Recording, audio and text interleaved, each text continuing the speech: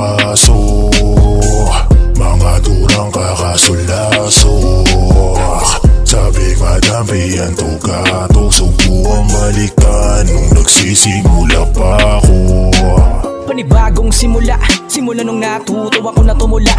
Marami ko na pagdaanan na lamang yung kamalian. At doon sa kamalian marami kong natutunan at hindi yun basta-basta na inaakala mo'y ito'y tapos na. Ako nagsasabi sa iyo'y hindi pa, natural lang pagbabago ay kapos pa. Ito sa ngayon, kaya wag na wag ka nagpapatalo sa mga sinasabi ng mga tao. Kung ano ka't wag ka magpa-apekto, dahil makikita mo kung ano ang depekto. Dito sa'yo, pag ikay nagpa-apekto sa mga sinasabi na makapiling na perfecto, di ka makakausat at mapupunta sa bago. Pag yung pagkatuto di mo nilagay sa ulo. Iho, dito ka na makinig para ang kaisipan na tenga mo ay may dilig. Para di yan matuyo at tuluyan ka matulig. At mano-mano dito ka na sa'kin makinig. Kasi pag sa iba tapos ka, baka di mo mamalayan na ito'y tapos na. At di na makapanig at di na makapunta, dahil sa kahibangan tuloy ang naligaw ka dahil di mo dama.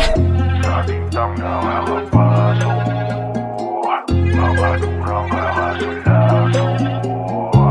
Sabi madami ang tugato, subukan balikan nung nagsisimula pa ako.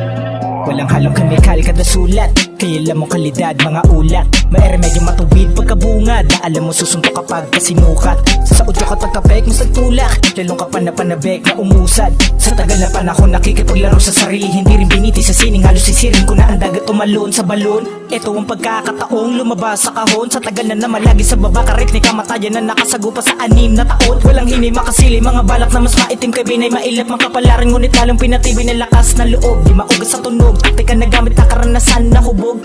Sa bintang nakakapaso,